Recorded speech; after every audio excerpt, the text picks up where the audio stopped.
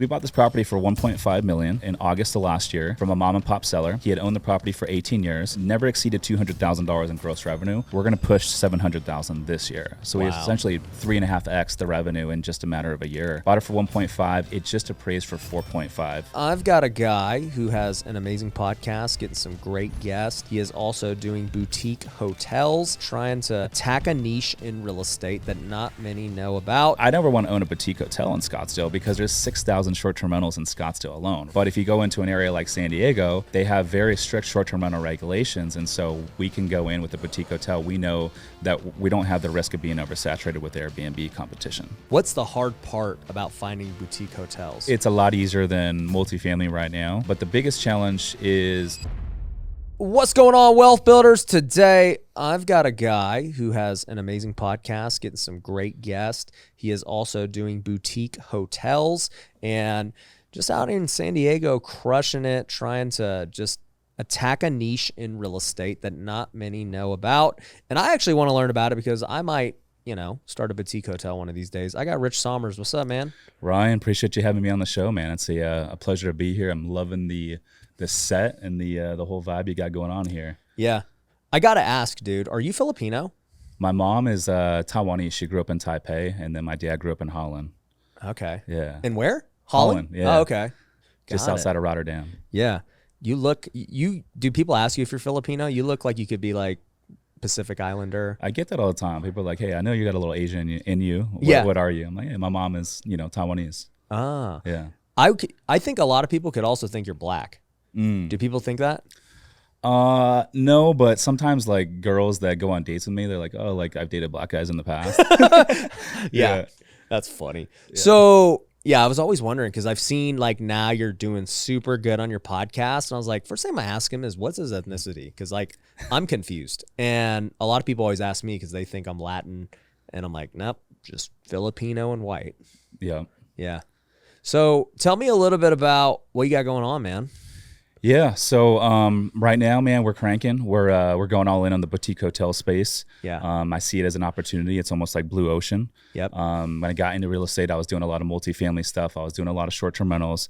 I still own a lot of that stuff, but with the interest rate environment that we're in, we're seeing cap rates lower than interest rates right now in the multifamily asset class. A lot of deals aren't getting done. And so I thought, what if we take our short-term rental experience and our management, arm and go attack a boutique hotel? So did that. It went really well. And what's a boutique hotel for those wondering? So boutique hotel by definition is any hotel that's 100 units or less that's independent, non-franchise, meaning it's not a Ramada Inn, it's not a Marriott, it's not a Hilton, but it's independent. And that's the definition. But for us, a boutique hotel is really 50 units and under, something that we can self-manage. 100-unit property, you're probably going to want on-site staff. You're going to want all sorts of other layers in order to operate the property. But our competitive advantage is our management company, our management arm, which allows us to be fully integrated and have full control. Right. So are you saying that there's like no cleaners on staff like at it? It's just you're treating it like an Airbnb? We'll have housekeepers on payroll, but we won't have an innkeeper. So we'll do like a self-check-in, self-checkout model with the guests, similar as what you would see with an Airbnb. And then we'll market on Airbnb, Vrbo, Price Labs, Booking.com, Hotels.com, and we'll just drive a lot of revenue. But the cool thing about this model is a lot of these boutique hotels that we're buying have an innkeeper suite.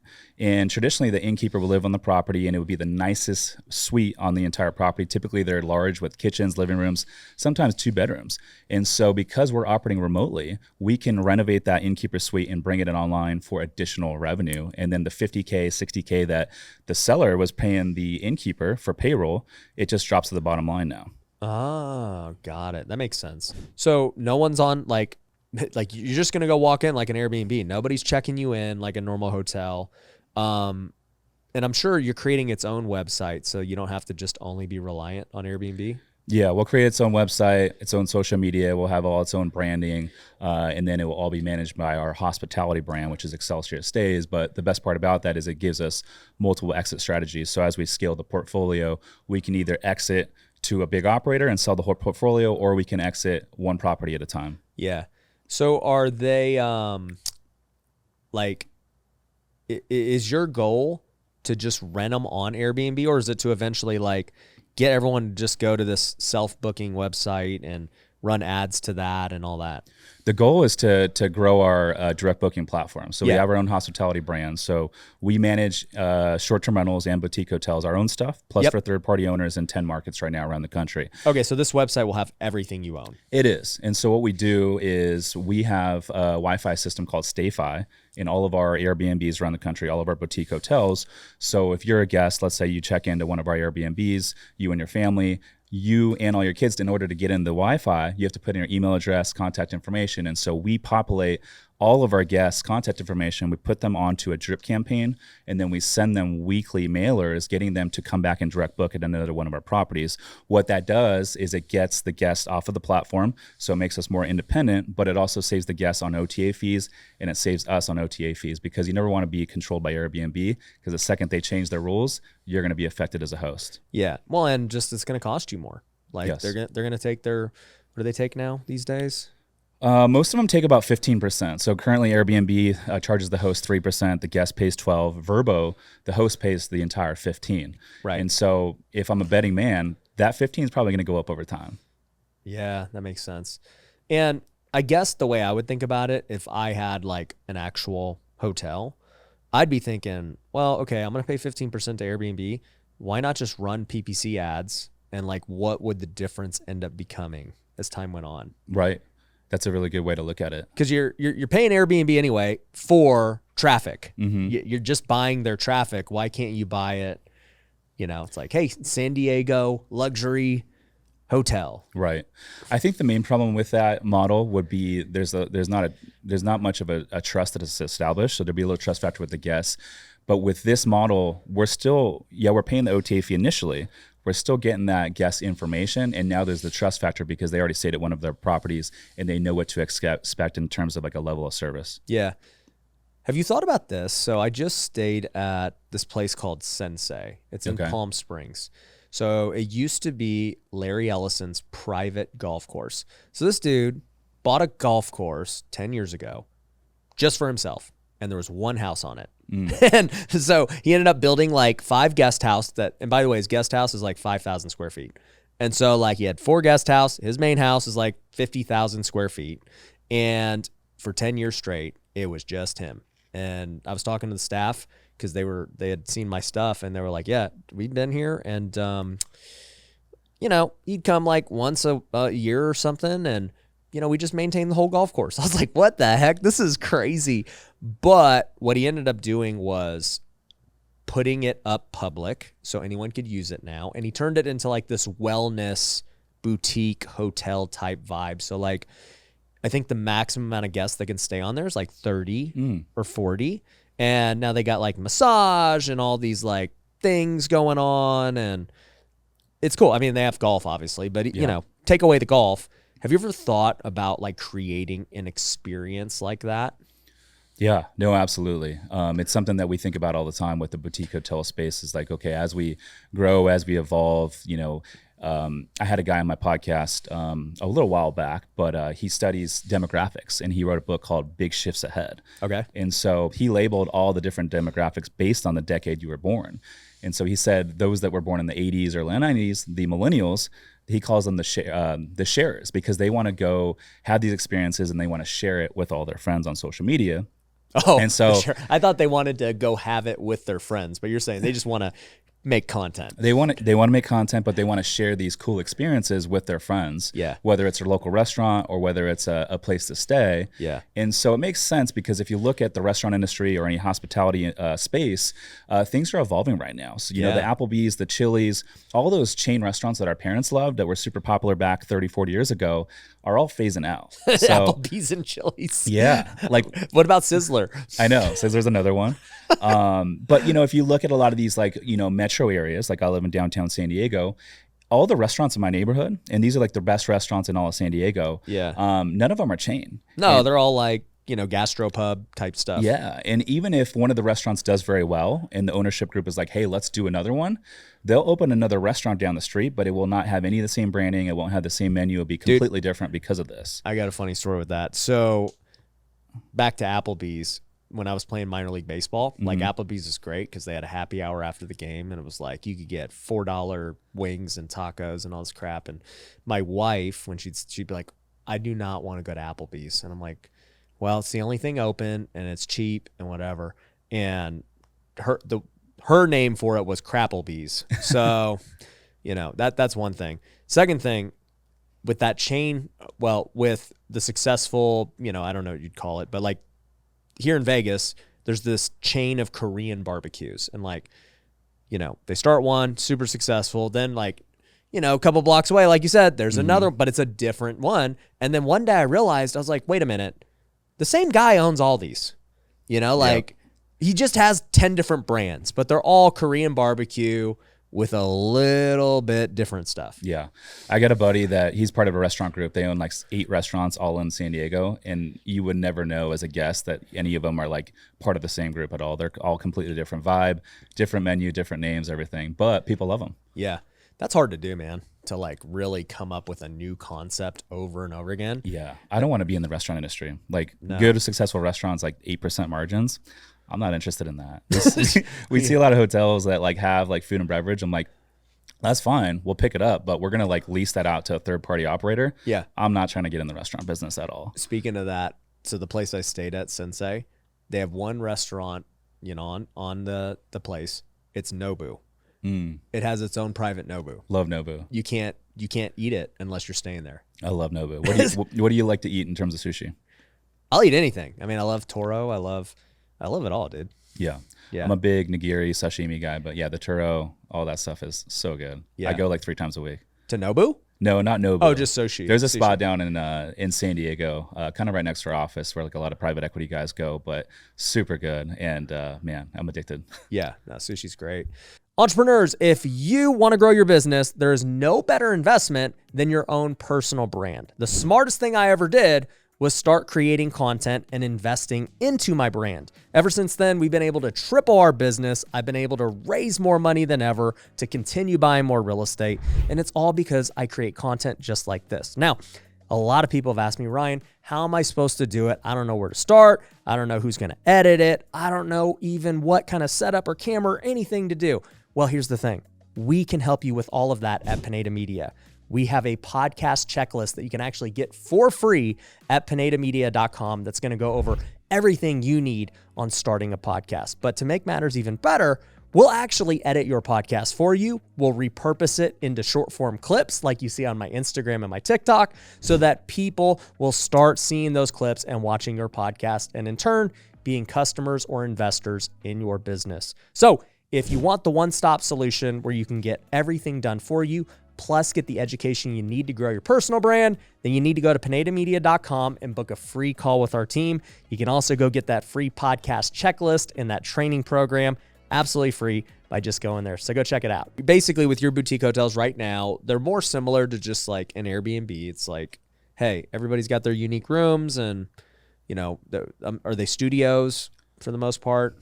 Yeah, we actually like to target the properties that have the larger rooms if we can. So the first one we bought was 10-unit beachfront up in Northern California. Oh, that's and cool. Literally every single room has living room, a kitchen, fireplace, and an ocean view. And obviously not every property is going to have that, but if we can find those properties, we like them because we know we can charge a little bit more. Yeah. What does that one rent for? Yeah, so that one depends on season. So slow season, we rent that for as low as $85 a night. Busy season, we're renting it for as high as $500 a night. So it really depends. But to give your audience an example of like the lever that you can push with these boutique hotels is we bought this property for $1.5 million in August of last year from a mom and pop seller. He had owned the property for 18 years. It's 10-unit? 10-unit beachfront, $150K at door. How's that possible? Yeah, he sold it for less than what he bought it for 18 years ago. Right, and he owned it for 18 years. Mom and pop seller, never exceeded $200,000 in gross revenue. We're gonna push $700,000 this year, so we essentially 3.5x the revenue in just a matter of a year. Bought it for 1.5. It just appraised for 4.5 in an interest rated climate that we're in. Yeah. Why was he not able to do it? he just doesn't understand operations, doesn't understand how to market. He was just relying on a direct booking website, but wasn't marketing on any of the platforms. I'm like, dude, such a huge opportunity. He's like, yeah, no, what's Airbnb? Yeah, I know. No, exactly. Yeah. So, but he seller financed it. Very nice guy. And that's the other thing is we can seller finance these properties. So in an environment to where, interest rates are 7-8%, we can negotiate our own seller financing, our own terms, our own pricing. Yeah. No, I love that.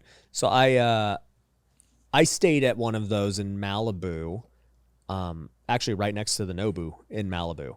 And it was a really cool spot. I would say it probably had 10 to 15 like rooms, bigger, they were like living room, bedroom, and all that.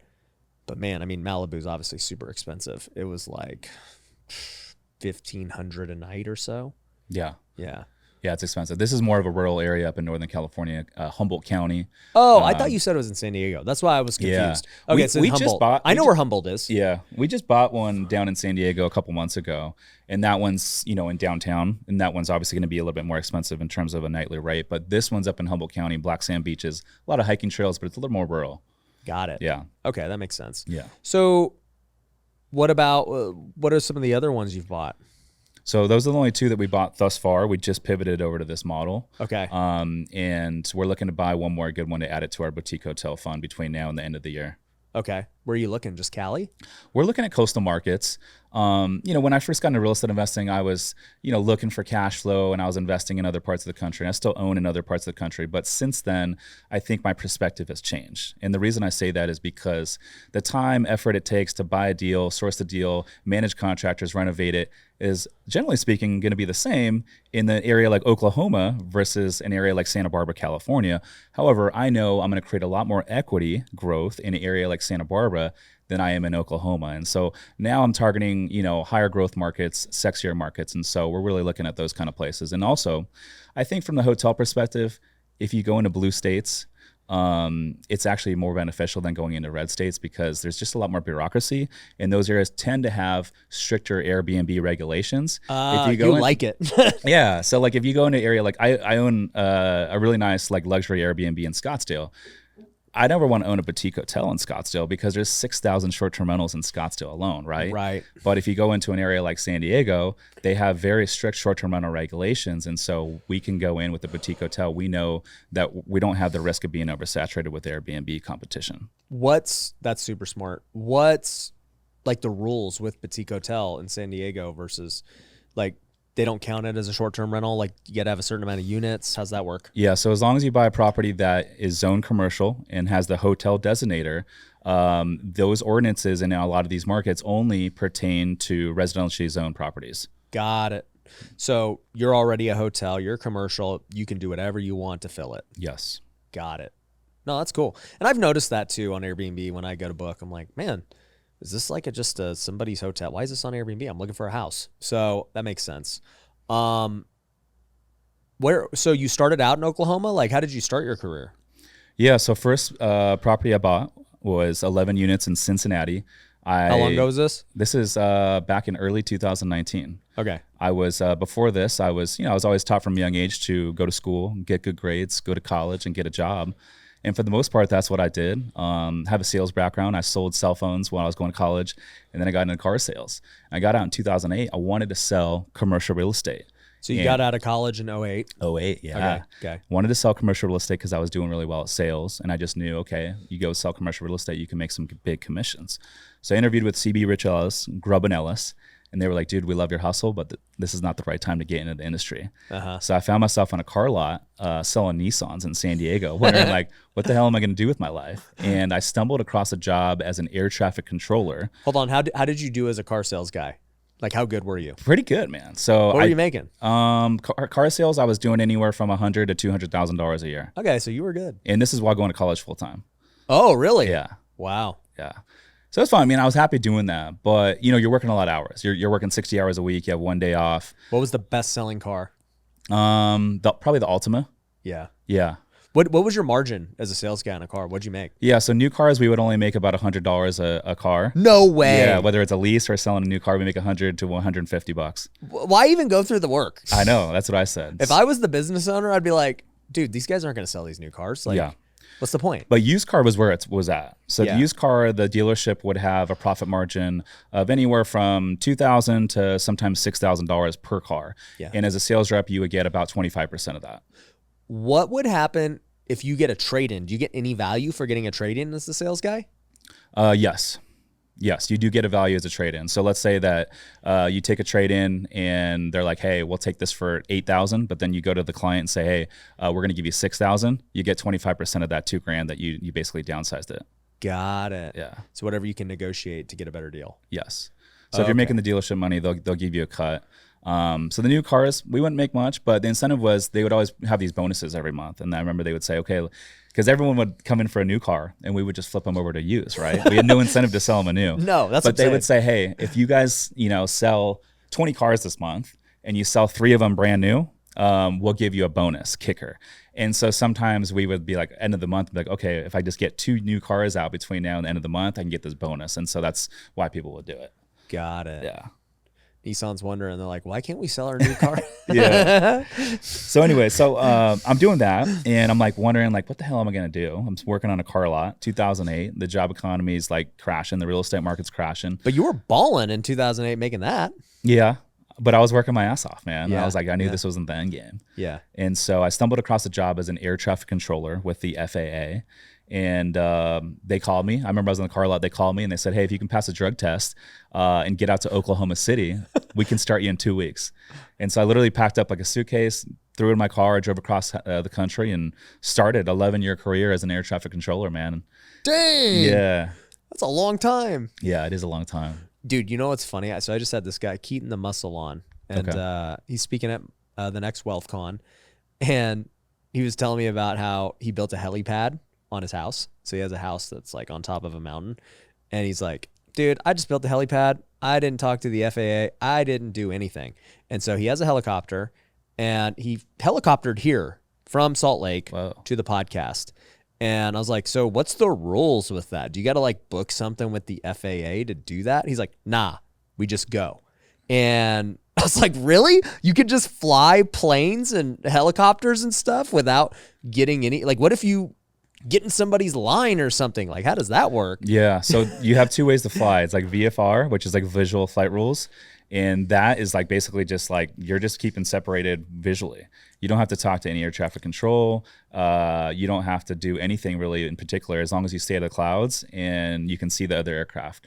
What commercial planes fly is IFR. So they're going through the clouds, but it's called instrument, basically flight rules. And so it's a whole different other gang of rules. They're talking to ATC. It's more legit. They're being separated.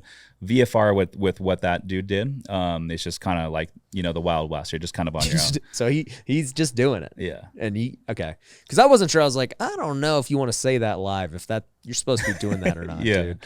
Yeah, he's not breaking any rules. That's crazy. Yeah, it is kind of crazy. Now, when you come into land, like say like Vegas airport, when you come into land, you get like 5 miles out of the airport and you got to be talking to air traffic control. Right, because you can't like just fly over them. Yeah.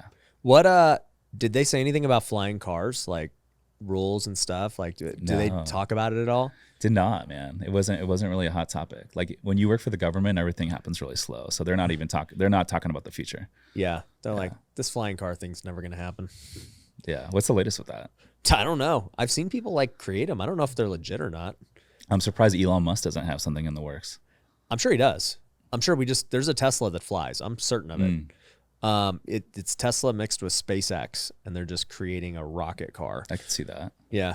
So you do the FAA for 11 years. I mean, what were you making doing that? It had to have been less than being a car sales guy. Yeah, so it's about 160 plus benefits. And then so with overtime you could do 200 to 220. Okay. It's great. And I was putting away money, my 401k and all that, but I got bored, man. I was like about 8 years into it, I was ready for the next thing. And I love the job, worked with so many great people. A lot of those folks invest in my real estate deals now. But I was in the break room and one of my coworkers, he was talking about just closing on a fourplex in Cleveland. And I thought it was the coolest thing ever. And I was like, dude, how did you do that? I was like, tell me how you bought that fourplex. And he was like, hey, go read this book. And it was the blue book from Brandon Turner on real estate investing. So I read the book and came back. He's like, go read this book now. And so I started reading books, podcasts. I became obsessed. I literally didn't do anything for 9 months. I didn't go out. I just worked. And outside of work, I was like literally just studying. I was going to networking events before I even owned any real estate. And 9 months in, I was like, okay, I got to take some action. So I cashed out my 401k, and that was my seed money to do my very first deal. So you cashed it out, took a penalty? Took a penalty. I paid the penalties, the taxes. However, depending on where you cash out your 401k in the calendar year, you might not have to pay those income taxes for like 18 months. Okay. So let's say right now we're in August. Let's say January of 23. Yeah. You cash out your 401k. Well, the taxes aren't going to be due till April of 24. And if you get a 6-month extension, you're really not going to have your taxes due for like 21 months. Right.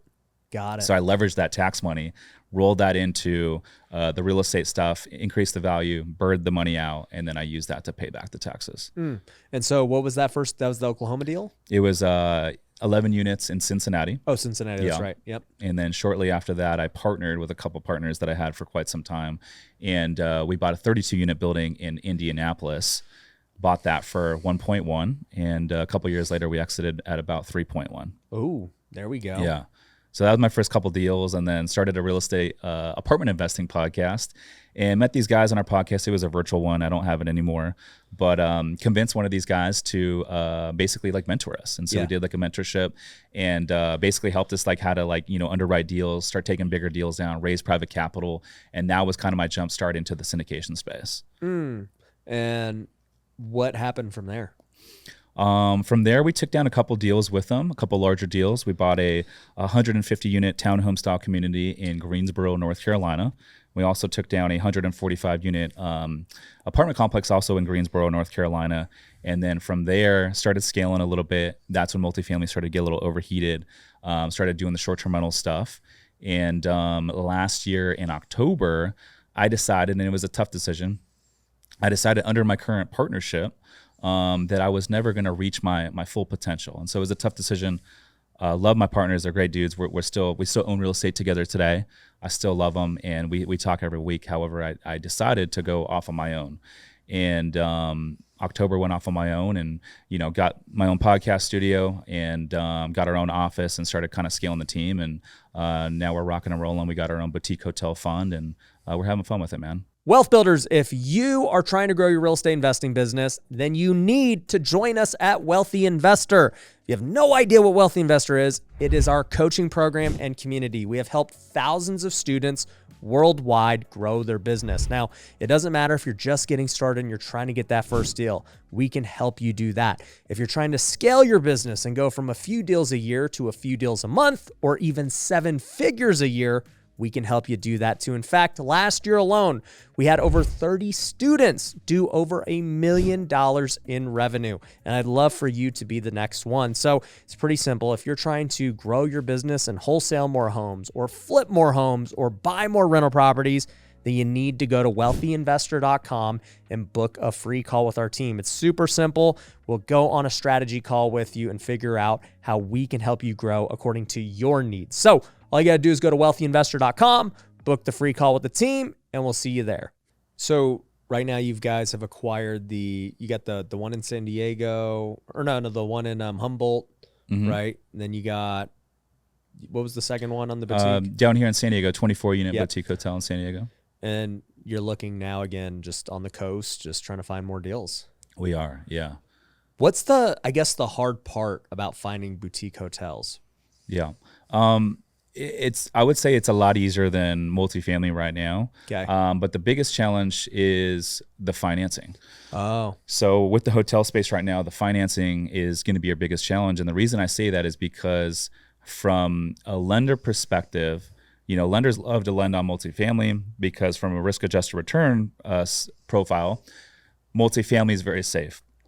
Hotel has a little bit added risk. And so going into a recession right now with a lot of volatility in the marketplace, a lot of lenders are pulling back on the boutique hotel stuff. So the biggest challenge is finding deals that have seller financing opportunities. Got it. Yeah.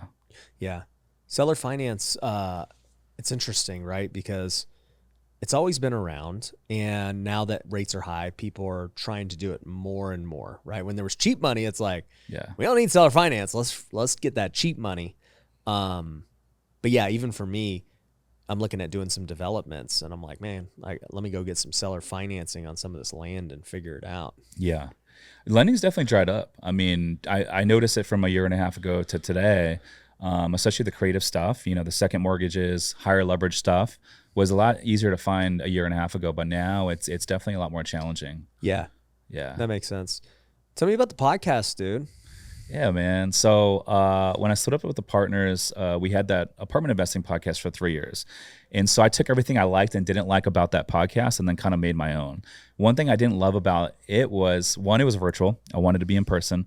But two, it was all apartment investing. So after 100 episodes, I was like, dude, I'm bored talking apartments. Like, I want to talk about something else. You got units and then you leased it and then you had tenants. And yeah.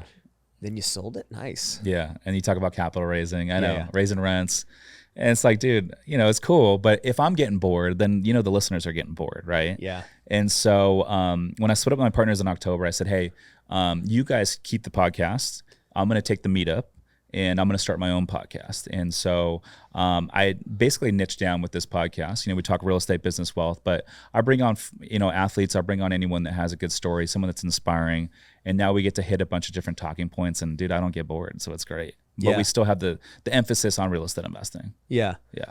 No, I've just seen it, I've seen you just really grow the last like eight months or so. And because we were talking off camera about, Wealthy Creator and stuff. And I know when you came on, you're like, what should I do? And I was like, dude, start a mastermind, just do it. And then like to see, you got a successful mastermind and, the podcast is booming. I just love seeing it, man. Yeah. Yeah. It's, I think when we first connected, that was kind of when I was branching off on my own. Yeah. And it's starting to get some momentum. And shout out to you and your team with Wealthy Creators, man. It's been fun being a part of that group, but just inspiring to be around other folks that are really going after it, How would you say content has changed your career?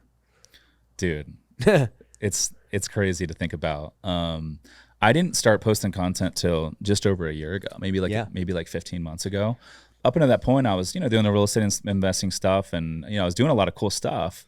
But dude, it's changed my life in so many ways, not just, from a sales and marketing perspective of like, being able to raise more money or anything like that. It has so many more added benefits, dude. Like, I'm able to attract better team members. Yep. I'm able to network with people that are above me. Yep. To where they would have never talked to me before, but now all of a sudden, because I have an audience, because I have a platform, because I have a podcast, people like Grant Cardone or Pace Morby, Tarko Musa are down to come and collab. Whereas before I would have never had a shot to do those kind of things. And so, dude, the content, man, it changes your life in so many freaking ways that people don't even think about. Yep. No, I tell people that all the time. I'm like, look, if you're an entrepreneur, you've got to create content if you want to get to the next level. Like if you're unknown, it's going to be very difficult to do anything, right? And to your point, the main thing at which you generate revenue from, in your case as a syndicator, it's like, all right, we need money and deals, right? Mm-hmm. And the podcast will get you that. But also to your point, being able to interview these amazing guests allows you to build relationships, learn, build off of their brand as well. You also get to get A-player employees, like you said. And even for me, the thing I have learned from this podcast is two other benefits. One is it's actually very easy to do. You just talk. You get good people and talk. Like I don't have to like do the reels and like script and everything because I've done scripts many, many times. Like I don't have a script. We're just talking. Two, you get all the clips from podcast. It's super efficient. You get your short form content, all that stuff. And then three, the algorithms like podcasts now, YouTube and all these, YouTube specifically, they want longer content. And so like longer videos are doing better. And so like all signs point to doing a podcast. Yeah. I think it's the cheat code. Yeah.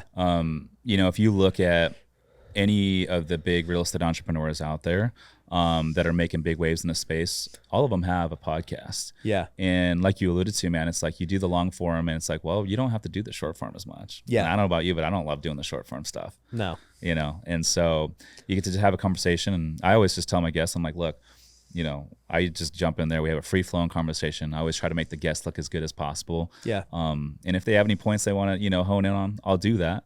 But like you, man, I don't like to be scripted. And I'm like, let's just have a nice free flowing conversation. But yeah, dude, it's crazy. Like I've walked into like just the podcast and social media has got me like, you know, I will go into nice restaurants and people recognize and like, oh, like, you know, they give us like, you know, priority seating, or I've even gotten like tables at like clubs, like free tables because of the podcast. Be like, oh, I listen to your podcast or whatever. And like even find out today from San Diego, like someone on the plane like woke me up, was like, hey, like I listened to your podcast. I just want to say thank you. So like that's cool to like see that, you know, and I'm always like super grateful when people do that. I'm like, hey, like thank you so much for listening. Like if there's ever anything I do for you, like feel free to reach out, you know? Yeah. Yeah. No, that's awesome, dude. Yeah. It's awesome.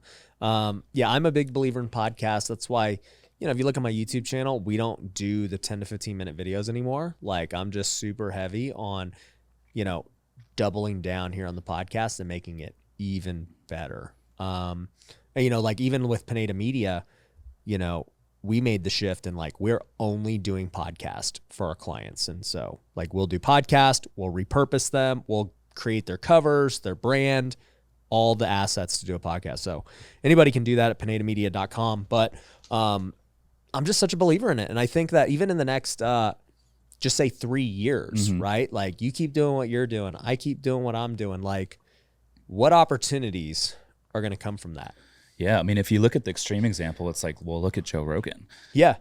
You know, he's been doing 3 episodes a week for like 11 or 12 years. Yeah. And he's able to get presidents, UFC fighters like Elon Musk. He's able to get all these big names on his podcast because of the audience. And, you know, I just think it's still early in the podcast game. I think it's just getting started.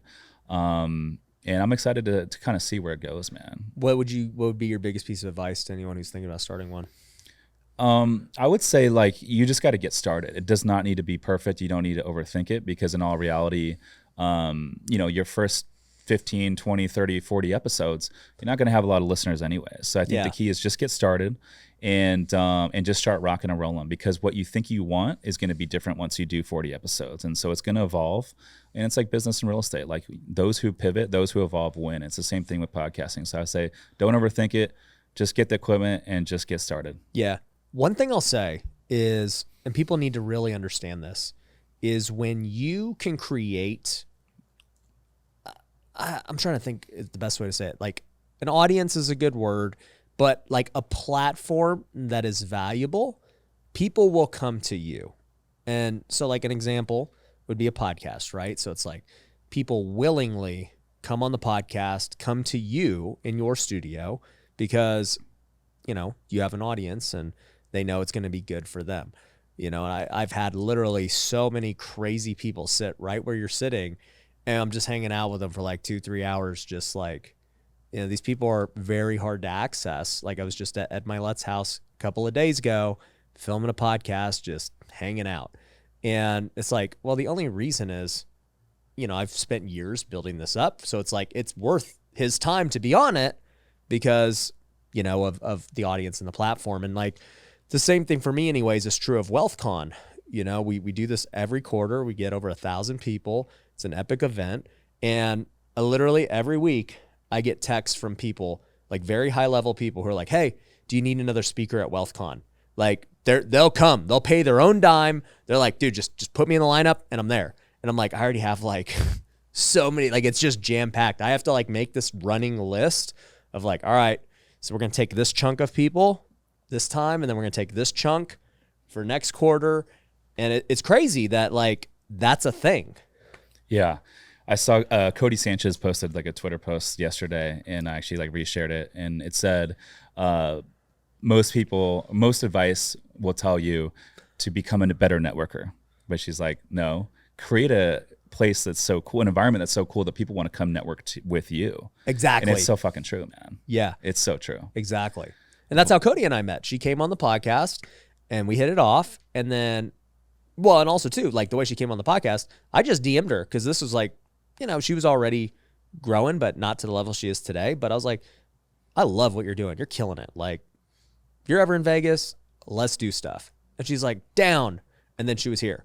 And then like we hung out. It was great. And then I was like, hey, I got this event coming up in January. You want to speak? She's like, down. And then like, that's how it happens. But it's only because you created something that makes people want to join it. Yeah. No, absolutely, man. Like we had, like Grant Cardone came out, and I was like shocked on how easy it was to book him. Yeah. He was coming out to speak at a conference here in downtown San Diego a few months back. And so one of our podcast guests did a warm intro to his assistant. Yeah. And we just said, hey, we saw Grant's going to be speaking on this date. We have a podcast studio a mile away from the venue. We'd love to have him on the podcast. Here's, Rich's Instagram. Here's a couple of our past guests. And she was like, book it. And we're like, holy cow, I didn't realize it was that easy. But only because we had the audience, because we had the podcast. Yeah, and you were also smart with knowing the opportunity, right? Because he's probably not going to come just for your podcast by itself. But you're like, look, we're an hour away or a block away, like, just 30 minutes. Just come 30 minutes earlier, and like it's not going to cause you anything. It's like, all right, that's easy. Yeah. So he flew all the way out here that day, and I asked him. I said, "Hey, how much did they pay you to speak at that event?" He's like, "They paid me $250 to come out and speak." So they paid him $250 to come speak for an hour. He came on my podcast for free. Yeah. So it's like right place, right time. But that strategy does work, and so now we're trying to kind of implement that strategy moving forward, just to kind of be more strategic on how to land bigger name guests. And so we're like, we have a list. We're like, okay, who are some of the big players that are going to be in town between now and the end of the year, and let's reach out to them maybe 3 weeks prior, and let's try to book them. I'm gonna take that from you, because I've been telling our team we need to like really make a list of people we want, because to be truthful, this podcast has been very successful with way less thought put into it than you might imagine. Right. Yeah, and I'm ashamed to admit that, because it's just people end up here. Like there's no like set thing of like, okay, let's be intentional and get this person. Like it's just something happens. Someone texts me, people just keep coming. And I'm like, we actually have too many guests. And so I might have to start limiting it, but they're all people that I just want to talk to. I'm like, I want to like know what that person's doing and pick their brain. And that's literally the qualifier for me. Yeah. I'm like, if I want to learn and pick their brain and have a conversation with them for an hour, then bring them in. If they're boring and they haven't done anything, then why would I want to bring them in, right? Yeah, absolutely. And I think with a lot of the stuff we do, like it can feel like unorganized and chaotic from within, but like from the outside perspective, like people, they have no idea. I know, that's why I'm bringing it up. And that's why I'm bringing it up too. It's like, if you start a podcast and you're like, oh man, I gotta have the perfect, schedule and all this stuff. I'm like, I don't like, and I also too, a benefit for me and also for you is that San Diego and Vegas are big places that people come to. Vegas is like probably the biggest, and there's events here freaking every week. And so that's why mine's very chaotic, because, I'll get a text or a DM, hey, I'm going to this event, blah, blah, blah, let's link up. And so that's kind of how it happens is I don't have to do anything. They're already here. Yeah. How did you land Liver King? Liver King, dude. He's my guy. How did I land the Liver King? I'm trying to remember. Every person has a unique story. You know what? I just DM'd Liver King. I was like, bro, I love what you're doing, man. I actually started doing what he was doing. I ate raw liver for like a week straight. And I was like, bro, I'm down with the cause, bro. And I ate it. And he's like, yeah, brother. Like, I love that, blah, blah, blah. And then, I just hit him up. I was like, let's film a podcast. And he's like, all right. And then all of his drama went down last year with the steroids and stuff. And, that canceled it because there was just like all this that delayed it. We were supposed to talk before that. And then, a few weeks later, we ended up doing one after the fact. And I went out to LA to go film with him. And it was good. Because like, I'll go film at other places too. I don't care. It doesn't have to be in the studio. Yeah. Yeah. What's he like in person? I actually really like Liver King, man. He's very like, here's the thing, okay? And you would probably know this now that you've interviewed Grant, like behind the scenes. These people, put on these personas online. And I don't want to say that they're like different. They're just kind of like more amplified. Mm-hmm. It's like when you come on camera, you have to be somewhat of an actor to like really just like make it more exciting. Because if we were just to talk in normal setting, I wouldn't talk as loud. I wouldn't be as animated. We'd just be chilling and talking. So you have to turn it up a notch. Absolutely. And Liver King and Grant are both like that. You talk to them off camera, just normal, chill, like authentic dudes. And I'll tell you, they both do believe what they say. Like Liver King truly believes, like he Like, you need to just eat liver and not do any of this other stuff. And like, it is his 1000% mission that people know that. Yeah. Yeah. It's not like, basically what I'm saying is, it's not like a facade of, is he really like eating, like doing that? I'm like, yes, he really believes that. Yeah. The steroid thing's interesting. So you played baseball. Yep. I work out at a couple different gyms in San Diego, and a lot of these guys are just jacked. But I'm like, what percentage do you think of people like our age and older that are like really in shape or are on gear? Everyone. Yeah. Okay. So long story short, right? Like, I played pro sports, so I was always against all that stuff. And, around last year, I got a blood test for the first time. I'd never had a blood test, like to check testosterone and all that stuff. Because all my friends were taking TRT, and I'm like, guys, y'all are just fat and you don't work out. Like, just take care of yourself better, and you don't need it. And, I didn't have a problem with energy. I was still putting up weight and all this stuff. But I got my test, and I think my testosterone was like 350 or 400 or something. So it's like very much on the low end of like normal. Like, definitely like not super low, like 100 or 200 like some of these guys, but it was on the low end of normal. And so I tried some natural remedies. And when I say natural, just like Amazon products. I just bought supplements and vitamins. Did that help? Yeah. So it went from like 350 to 500 really? Just with that. And so I'm like, all right, this is cool. I don't feel really any different, but like the numbers are good. So then I go to a doctor, and I'm like, all right, what should I do? And he's like, you could try Clomid. It's like a fertility drug.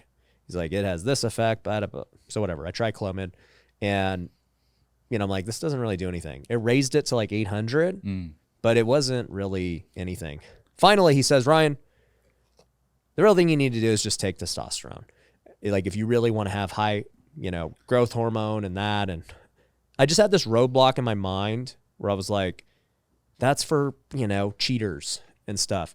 And then I just finally remember thinking like, wait a minute, I don't play pro sports. Like, there's no like, there's no like drug testing competition thing for this. Like, and it occurred to me too, is that at some point in my life, I'm going to take it. Like, it's not a matter of if, it's just when, right? Because at some point, when you get in your 40s, your testosterone does drop off a cliff, and like, that's just what you do. And so I was like, you know what, I'll try it. And then the thought occurred in my mind, and I was just like, well, if you're going to do it, you might as well just go all in. Like, you don't just, I've never gone anything like just lukewarm. Yeah. Yeah. You play to win the game. Yeah. I'm like, well, if we're going to do it, we might as well just do it. And so I was like, all right, what else would you suggest? He's like, all right, well, you're going to get peptides. You're going to get do. No anabolic stuff. That's where I was like, I don't need any of the anabolic stuff, dude. Just give me like the TRT and the peptides. And so I did that 3 weeks ago. So it's been 3 weeks on it. And I put on like 4 pounds of muscle. Wow. It's crazy. How do you feel? Freaking amped. Yeah. Yeah. It's crazy. Okay. So you're a fan. You recommend it?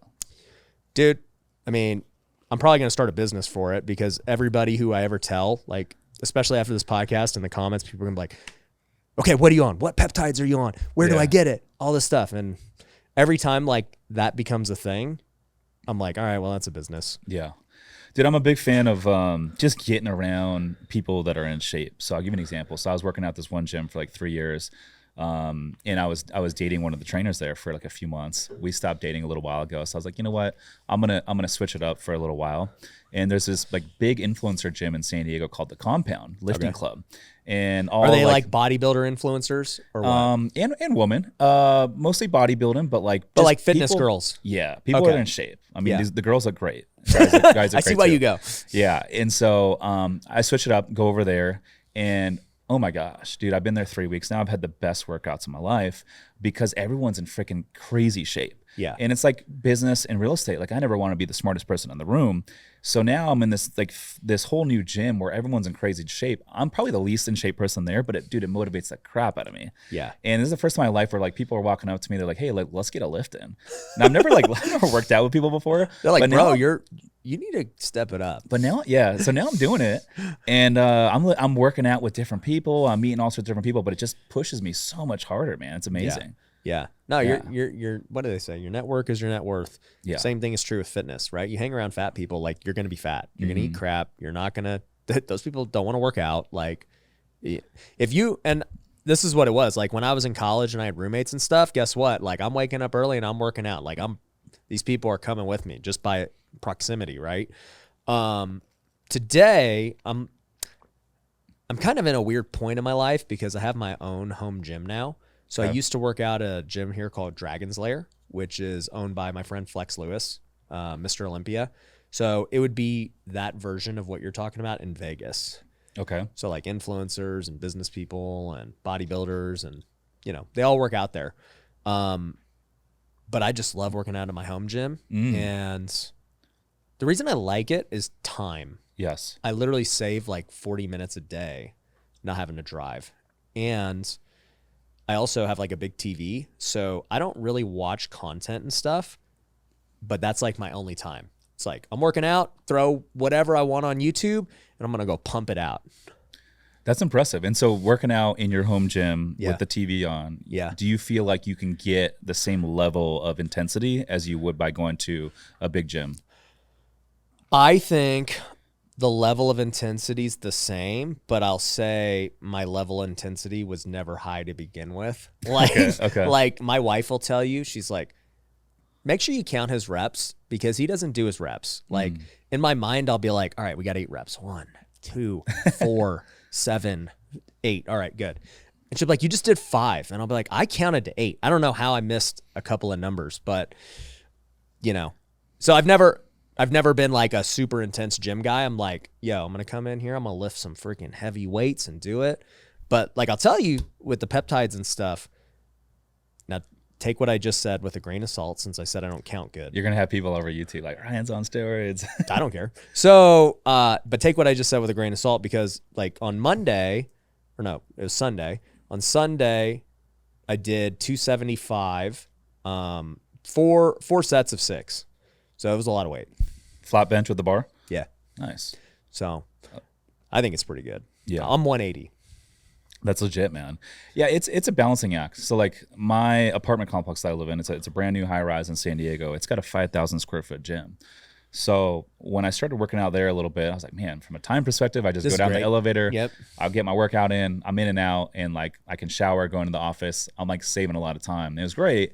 But then I was like, dude, I'm not really hitting it hard. And I go in there, I'm like kind of lollygagging around. I'm distracted by my phone. Like no one's in here. I'm by myself. And I'm like, dude. And so then I was like, all right, I got to switch this up. So I tried going to this other gym, and dude, since then I've been just like killing it. Best workouts of my life. But like you said, it's a balancing act. Now I'm driving, an extra 15 minutes there and then 15 minutes back. And then my workouts there are longer. Yeah. So it's adding an extra like hour and 15 in my morning. So now it's like, okay, I have to wake up earlier in order to get in the office at the same time. Otherwise I'm getting in the office late. Yeah. Yeah. You're a morning workout guy. Yeah. I work at 6:30. It's the only way to do it. Yeah. Well, even at Dragon's Lair when I was there, I would go there at like 6:30. Literally no one's there. Yeah. Like all these people in Vegas anyways work out in the afternoon because they're out all night, like industry people, and then they probably start their day at like 11. See, I feel like in San Diego, when I go in the gym in the morning, like let's say 6:30, 7:30, people are there. It's a different energy. People are there because they want to be there. Right. But when I go in the afternoon after work hours, people are there because they have to be, and they're just kind of dragging their feet on their phone. And so I prefer the morning stuff. I have more energy in the morning, and then it's like once I knock that out, it's like going in the office. I would rather go in the office late, like around 10:30, and get a good workout in than like go in early and then have to like think about it the rest of the day. Yeah. Yeah. No, I've literally never been a nighttime or afternoon guy workout. Like I literally can't remember the last time I did. It's been probably 10 years. Yeah. So I wake up super early every day, get it in, usually by myself. And yeah, I don't know, man. I've just always worked out by myself for the most part. So like, and I've maintained like the body that I want, but now, like my goal was to never get like a freaking bodybuilder. It's just like, I want to be, I don't know, the most athletic freaking entrepreneur YouTube guy which isn't a hard thing to do. It all yeah, I know, right? It all kind of coincides though. Like I feel like, all these things we do to grow our businesses, increase our wealth, all these relationships that we build, like none of this matters if we don't have our health. Right. And I almost see like other entrepreneurs now, like when I meet them, I'm like, if they're not in shape, they're super out of shape. I'm like, well, if you can't take care of your body, like how are you running your business? I almost like see it that way too. Do you? Oh, dude, I'm super judgmental. Like truthfully, I don't, and I'm not judgmental to be like, well, I guess I am judgmental because yeah, if somebody walks in, the first immediate thing you're going to look at is how they look and everything that comes with that, right? Are you in shape? What kind of clothes do you wear? All this stuff, right?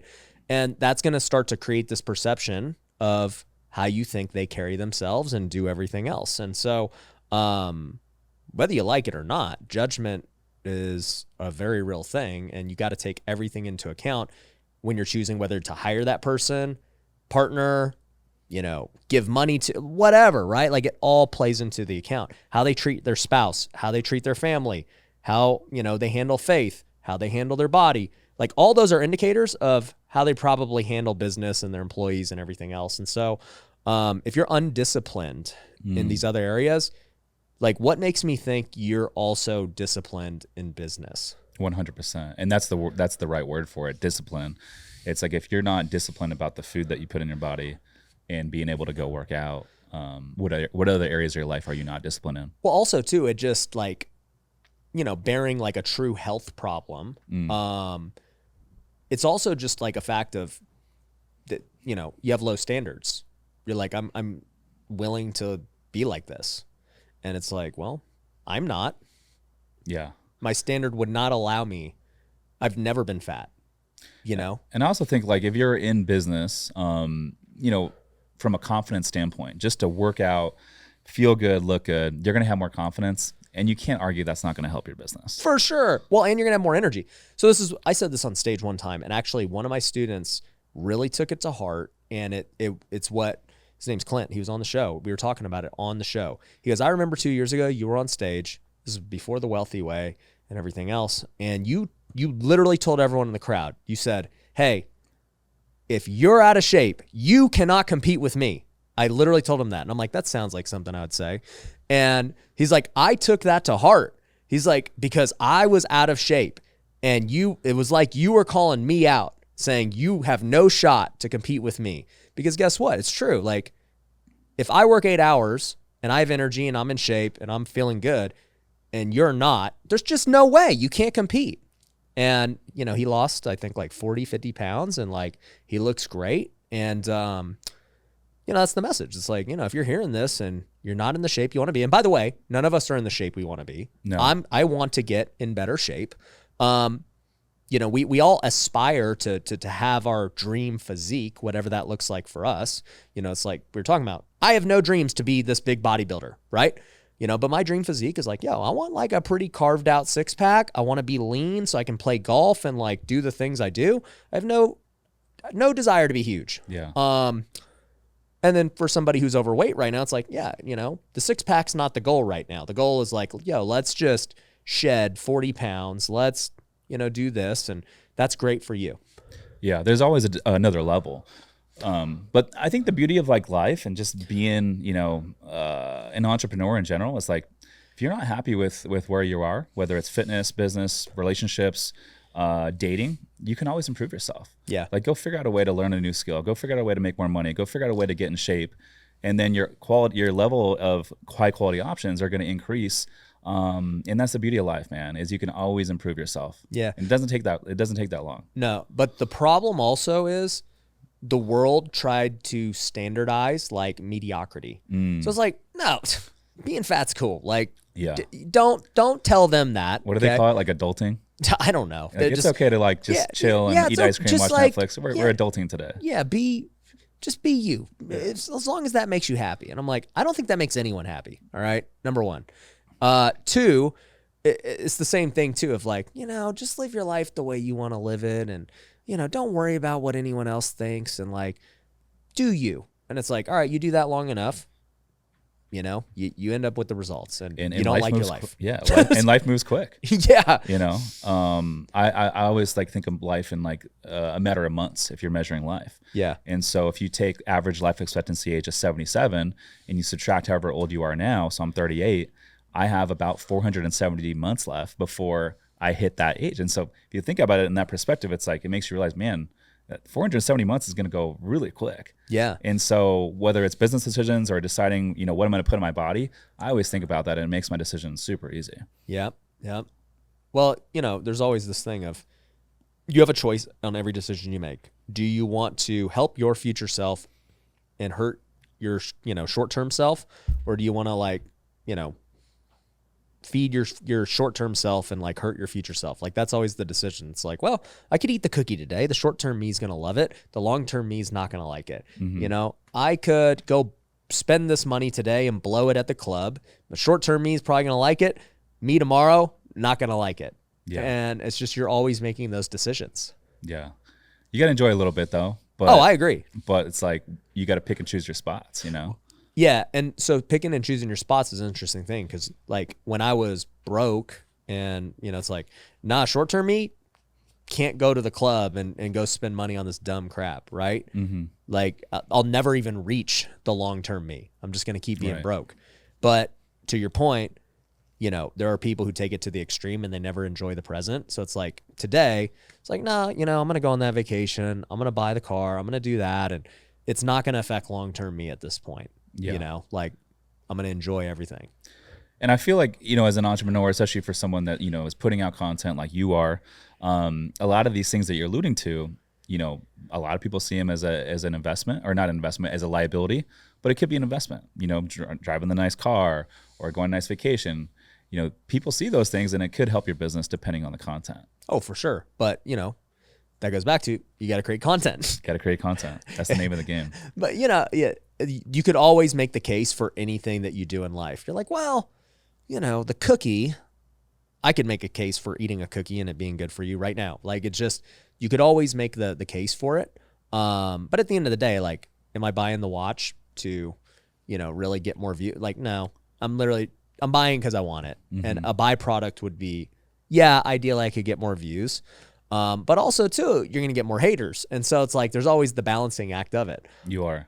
Yeah. I just joined a exotic car club. So I had the founder of Fastlane Drive on my podcast, and literally, like, I'm interviewing him, and right after the interview was done, I was like, dude, how do I join? So I ended up getting into this exotic car club. Okay. And now I'm connected with like all these big players from all over the world. They got like 9 or 10 chapters. One's out here in Vegas, but we just had our first event that I attended last weekend in San Diego. So people came in from all over. There's like 70 like exotic cars, Lamborghinis, Ferraris, Bugattis. Yeah, yeah. I got an Audi R8. I'm like bottom feeder in this group. This is the first time my R8 felt like a Civic. Yeah. And like, I'm literally this guy's in this, broke. Yeah, I'm in this group. We do this rally, and I'm not a big car guy. I joined for the networking. Yeah, yeah. But we do this rally. We're like driving 3.5 hour drive all over San Diego, the back hills. It was so fun. And That's what a rally is. I didn't know that. Okay. Dude, and these guys drive fast. Like fast. You know Lisa Song? Yeah. So she came out with her car. She's in the Vegas chapter. So she drove her Porsche out. And dude, she drives fast, man. Like, she was like, all like 95 pounds of her is like in her Porsche in the front, just freaking cranking, man. And dude, it was so fun. But we got like police escort. The police are just like, go ahead, do your thing. Like, they're like cool with it. Really? Yeah. That's I've never tight. seen anything like it, but it was fun. And then the cool part about it was afterwards, one of the members in the group owns like a 130-foot yacht in San Diego. So we got out in the water for like 4 or 5 hours, nice little party on the water, good networking. And I'm meeting all sorts of people on the yacht that are like, oh yeah, like I'm in private equity. I invest in like 25 syndications, blah, blah, blah. Like, these are folks that can write big checks. And then afterwards we go to another after. And the owner of the property that hosts us after owns like one of the apartment buildings that I used to live in San Diego for like 3 years. Yeah. And like another one next door. And so I guess my point is, you know, sometimes people look at these nice cars as like an expense or a liability, but it's like, well, if you use it correctly, you can get plugged into these big groups of folks that are going to help you grow your business. And, you know, it's inspiring to get around folks that are ahead of me in business, if you would. Yeah. You no, know? 1,000%. I 100% agree. And I think, you know, they do that for watch collectors too. They got like, you know, those kinds of get-togethers, and the cars is a great way. Golf, as I've said many times, is a great way. Golf is great, but fuck, it takes a lot of time, man. Yeah, but when you love it, yeah, it doesn't matter. Right? What do you shoot? Right now, I'm a 4 handicap. Wow. Yeah. That's solid. How often do you play? I try to play once a week. Okay. Yeah. Do you go out in the practice on the range once a week too? No. Every day. You go every day? Mm-hmm. I have a simulator now too. So you're playing 7 days a week, at least at some capacity. Yeah, my elbow freaking hurts, but Damn, I'm supposed to take. I didn't know you off. were that intense. Well, so okay, I'll give you the rundown of what happened. So I bought a piece of land on a golf course. It's my mountain, as I've called it, and I was like, well, dang, I didn't buy it to golf. I didn't golf at the time. I'm like, but if I'm gonna live here, I might as well start golfing. So I buy a membership at the course, and I'm like, well, I mean. My mindset is always all in, right? Yeah. If I do something, we just go extreme. Same. And so I was like, well, okay, if I'm going to golf, I need golf clubs. So I go get fitted, I get golf clubs. I'm like, well, I guess I need a coach now. So I go hire the coach, and he's like, dude, you're going to learn fast. I mean, you're already an athlete. You get it. He's like, you'll be shooting low really quick. And so, I work with him for about a year, and, I get down in the 80s and all that stuff, and shooting the 70s a couple of times, and then I get a new coach, and he's helping me get to the next level, and all this stuff. And does your coach go out on the course with you? Yeah, we golf together a lot, but okay. I'll go to his. He has an indoor thing, and I have my own simulator now. And so long story short, I end up joining another country club because I end up buying a house in a different one that's even better. And so I joined there. And then, I've just met all these amazing people while I've been golfing who are like really big. And, I've golfed with pro athletes. I've golfed with billionaires, and they don't invite you if you suck. It's like, if you suck, you're not getting an invite, right? But I hit bombs. And so they're like, dude, we'll invite Ryan to wait till you see how far he hits the ball. Like, that's kind of like a thing. So how far do you drive? I mean, I could hit him 350. So I can crank them, but and straight. That's a work in progress. So, but when I hit them, right? Yeah. So anyways, consistency is a key. But then I put a property under contract in Costa Rica. That's actually this shirt I'm wearing today. Part of it's a discovery property. So for those who don't know what discovery is, it's like literally the most luxurious communities in the world. The networking there is just insane because by nature, it's only top tier people. And so like every big athlete buys in there, every big actor, every big investor, business owner, everything. And so if you're already there, it's just known that like you're legit. So, obviously I haven't like moved there yet. We're in contract to close and it's just land. So I still will need to build and stuff like that. But just by the fact of telling people that, like who I've had on the show, like, oh, dude, you're buying Discovery? Dude, I have one over here, right? Like they own multiple ones because that's what these people do. They just buy like, oh, you know what? I need a second home in Hawaii. I also want one in, Dominican. That's what they do. Yep. And they're also really good investments because, it's just like they've just climbed in value. Like there's one in there's not one in San Diego, but here in Vegas we have one. But so they're all over the world. Yeah, there's like 30 different ones. Wow. And there's so many deals that happen there in these communities. I can imagine. And it's probably like, to me, it's just like the best networking that is out there. And it also happens to be a real estate investment and play and like lifestyle. And so it just fits a lot of things. And I'll probably be the poorest person in there. Like truthfully. Yeah. And that's a good thing for you though. That's a great thing. You don't want to be the richest I'm like person stretching myself to get in. Yeah. And, but the thing is, all these people are older. They're like, dude, you're actually the youngest member who's buying. And I'm like, all right, that's good. I'm in the right place. But I love that. Yeah. So I'm excited about it. But, long story short, when I tell people that who like are on the show and stuff, it's like instant credibility. And what they do is they're like, dude, well, let's go to my house because I have one here and we'll vacation together and we'll golf and hang out. And then we'll go to yours because you have one over. That's what they like. So you can experience the different ones. Yeah. I love that, man. I think so much of business and in life is getting in the right groups. Yeah. You get plugged into the right groups and start meeting the right people. I mean, you know this better than anyone.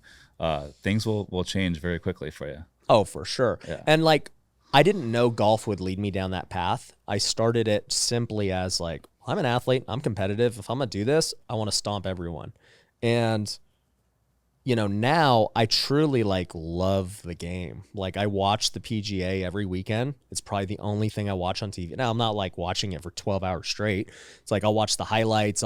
If I'm not doing anything, I'll just turn it on and whatever's playing and I'll watch it. And I got, I'm studying them. Like most of the YouTube that I watch in the gym is golf. Really? Yeah. Like while you're pumping weights? Yeah. Dude, I just watch golf and I watch like these swing coaches and like the highlight. Dude, that's what I watch. I put on golf when I want to take a nap.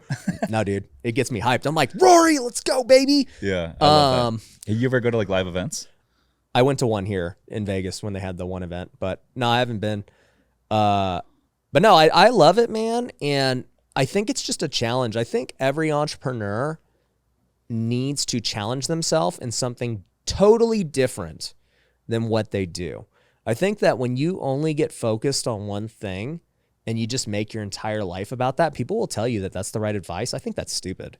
I think it makes you very one-dimensional and you don't understand how to think creatively because you have no experience in other aspects of life. And so if like I'm trying to pull, a creative solution, like I have so many things to pull from. I'm like, oh, I remember we did this when I played baseball. I remember we did this in my real estate business. I remember we did this on the podcast. I remember when we did this in tax. I remember when we did this in whatever, right? And it just gives you you're just more dangerous when you understand different elements of life. And, being a parent, being a husband, like they all just help you make a decision that, is a very complicated thing to do. And so, I'm excited for golf, dude. My goal honestly is to win one of these celebrity tournaments. So like basically that makes two things I have to do. One, I have to become a bigger celebrity. And two, I have to become a better golfer. So it accomplishes two goals. And that's what I want to do, dude. I love that, man. Have you played a tournament yet? No. I think it'd be fun to get out there and play some tournaments. So for me, the reason I haven't played is because I know I'm not good enough. Like I literally, and I know I need to do it anyway, but like I know what my handicap is, and I'm like, I can't win. Like these guys are too good right now. I need to. It's like starting the podcast, though. It's like, hey, the timing's never be perfect to get started. You just gotta do it, man. I know. Yeah. You're right. I actually did sign up for my first one, the club championship. It's coming up in a couple of months. So. Okay, so you're already taking action. Man. Yeah. Well, now I feel like I'm ready.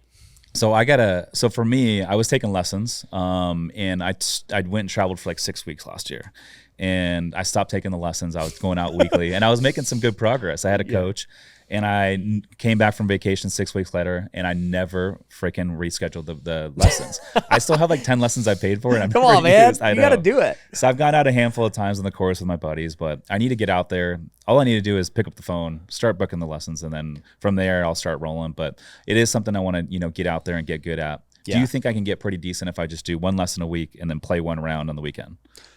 I would prefer you do one lesson a week and then get a net or something and like practice it daily on your own, or go to the driving range. Yeah, whatever. Because I don't think that the round itself is as important when you're first starting out. I think that your technique and just your swing is far more important. Just because it's like all muscle memory.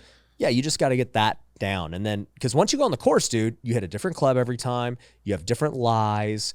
It takes a long time. Like, I would personally, I'm no expert, but I would do that. Because like even for me today, it's like I get my lesson once a week to like work on something the rest of the week. And so I'll spend the rest of the week in my simulator working on the movement and whatever it is I want to do.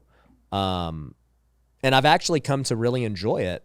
I'll hit on the simulator for like 30 minutes to an hour, and I'll throw on my iPod or my AirPods, and I'll listen to, a podcast or an audiobook or something like that.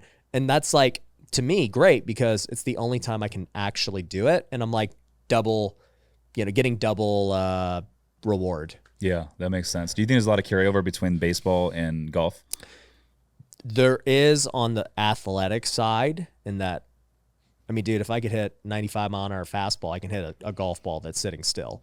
But the swing of baseball is actually very different than golf. And like most baseball players have a bad slice because of the way we hit the ball at impact. It's actually the incorrect way in Really? golf. And so breaking, 30 years of that habit, doing it tens of thousands of times has been the biggest challenge. But I think I'm like really kind of at the point where I'm making some big breakthroughs, and I think I'm going to be under par here very soon. Okay. So basically what you're saying is in a year, we're going to see you all over these celebrity tournaments. I'm not saying yes or no, but I did. I actually did get a deal from Titleist. So Did you? yeah. I love that. That's my next thing. Get freaking all my Titleist gear, and I'll be like, guys, I'm probably the worst golfer on your guys' roster, but here we go. Would you make a run at the PGA if your game just took off in the next 2 years? I mean, that would be like insane. You're already playing every day. I don't want to offend all the people out there, because as a guy who played pro sports, I know how difficult it is. So I'm not going to offend those guys and be like, yeah, I can do it. What I can say is, I'm just taking it day by day, and however good I get. But I do know, like, this was a debate we had with some of my other athlete buddies. They're like, which is harder, baseball or golf? I'm like, freaking baseball. What are you talking about? And they're like, well, dude, there's way more baseball players than they're all golfers. I'm like, yeah, because nobody wanted to play golf when they were a kid. It was lame. You had the worst athletes who played golf growing up. They couldn't play football or baseball, and so they had to play golf. Yeah. That was my rationale. But it's also more expensive to play golf. Yeah, that too. It's just there's a huge barrier to entry, and it was lame back then. Now golf is cool, so people like it. And so it's like, dude, the level of athletes in golf compared to these other sports, it's not even close. I mean, these guys in NFL, NBA, and MLB, they are killers. These guys on the PGA Tour, they're athletes, don't get me wrong, and they have amazing technique and everything else, but they are not like the specimens over there. Yeah, that's a really good way to look at it. I think if you had the same pool of people that start off playing basketball, playing golf at a young age, it'd be a whole different the level of competition would be insane. It would be insane, because all those guys over there, I mean, dude, just their athleticism and everything, they'll be hitting golf balls freaking miles. And like golf is a technique sport, so like that part is only one element of it, but like, trust me. And you see that with the UFC. It's like when the UFC first came to the scene 20 years ago, a lot of these like big fights were like guys that were basically just rolling out of their backyard. Yeah, just chunky dudes, just like Chuck Liddell and like Tito Ortiz, some of these guys. But now it's like as the competition has increased, because there's more people that grew up watching it, they're like, I want to become a professional fighter. Now the level of competition is like, it's a whole nother ball game in there. It's way more technical. And so I do think, to your point, now that golf is cool, I do think you will see a new generation of. You're already seeing it, because there's like these low 20-year-old guys who hit the ball a mile. They're winning tournaments. They're crazy, right? The guys Tiger Woods was competing with 20 years ago, I mean, dude, they were just like generic white dudes, just like whatever, because they were the only guys that played. Yeah. In baseball, and it's like not even to bring race into it, but it's the reality of what it is. In baseball, we literally have to play against the entire world. So when I got drafted, it was like, yo, we got every Dominican. This is their dream, is to play baseball in the big leagues. That's their only way out of the Dominican. Yeah, it's a ticket off the island. It's it. Yeah. Venezuela, same thing. And so we're competing against the whole world. And guess what? China, Japan, they're doing it too. And, the U.S. So you bring the best people all across the world at like literally a world sport, and you're competing against these guys now. And these guys are killers. They literally are playing for their life. Nobody's playing for their life in golf. Yeah. That ain't a thing. No. Okay. So, it's not to like hate on golf or what, but it's just the reality of the situation is like these guys are killers. And I think that in 20 years, when this next wave of golfers come up, you are going to see some freaking killers playing the sport because it's cool. It's like, it's just going to be a different ballgame. I think, like you could say Tiger Woods put golf on the map, made it cool. Yeah. Golf almost died 3 years ago. Yeah. Before COVID. Question for you though. Yeah. Do you think that you could look at real estate investing the same way as like, 30, 40 years ago, real estate investing traditionally was like old white man's, sport. Yep. But today it's like kind of a cool thing again. And so you got all these young kids that are like growing up wanting to become real estate investors. So do you think the level of competition in the real estate investing space long term 1,000% is going to be much better than it was 30 years ago? 1,000. I mean, you already see it. I mean, you see it. Man, you go to one of my events at WealthCon and you see these young kids getting after it. I mean, everybody's different ethnicities, ages, demographics, and, they're doing really well. Yeah, I think that, like I said, the reason I said that baseball is much harder to do is that the pool at which you're pulling from of people who want to do it is just, it's 100 times bigger than golf. Yeah. Right.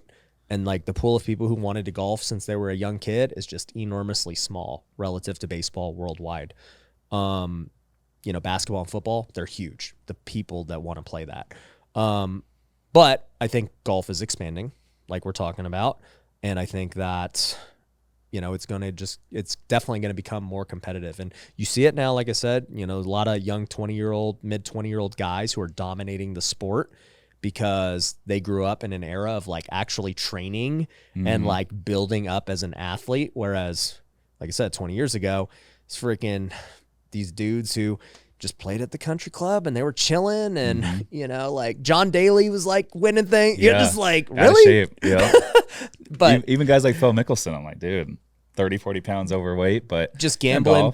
Well, think about that sport. Like, you literally gamble, drink, smoke while you play. Yeah. Like it's a very, what do they call it? The 19th hole? People just hang out afterwards. Yeah. Like it's a very interesting sport. Like it's great for a business guy. Yeah. Who's just like, it's amazing. But like even these PGA guys, they're like that. It's crazy. Yeah. But we'll see where it goes. Hopefully all my golf people, I don't know. Let me know in the comments, guys. Do you agree with what I'm saying or am I just delusional? I don't know. But also too, maybe I'll get really good at golf and then I'll be like, I told you guys, this game's freaking easy. It's probably not going to happen. But yeah, maybe next time I come out, I'll get my lessons in and we can get a round in. Let's do it. Yeah. I'm freaking down. I'm always down. But anyways, bro, I don't even know. We got sidetracked there. You're going to be in San Diego in a couple weeks or so? That's the goal. What are you doing there? I got some content and business deals I got to do. Okay. Yeah. I love San Diego. It's beautiful out there. Yeah. So. Yeah, we got to connect, man. Well, when you come out, we'll get you on the podcast out there. Yeah. I'd love to. Well, usually what I do is anytime I go in any of these deals, I always try to sneak around in. So I try to like stack my morning or my afternoon so I can go do it. To go do what? To golf. Oh.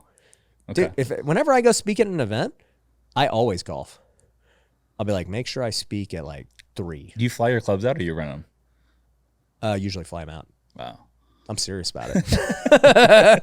It depends, but I'm pretty serious about it. Yeah. But anyways, dude, hey, where can people find you and the podcast and everything else? Yeah, man. So everything's on social media, Instagram, at Rich_Summers. Podcast is the Rich Summers Report. We're on Apple, Spotify, YouTube, all that stuff. Cool.